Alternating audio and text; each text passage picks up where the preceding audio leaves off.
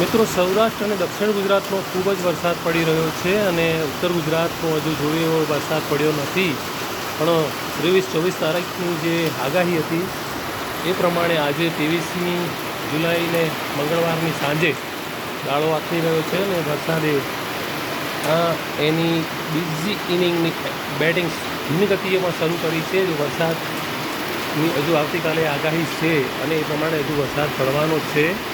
તો હવામાન ખાતાની જે ઓરેન્જ એલર્ટ આપ્યું હતું એ પ્રમાણે અત્યારે અહીંયા વરસાદ શરૂ થયો છે. મિત્રો, ઉત્તર ગુજરાતના પાટણ અને આજુબાજુના ગામોમાં જો વરસાદ વરસવાનું શરૂ થયું છે અને આ વરસાદ ખૂબ જરૂરી હતો, જેની આ વરસાદની પણ આતુરતાથી રાહ જોવાઈ રહી હતી.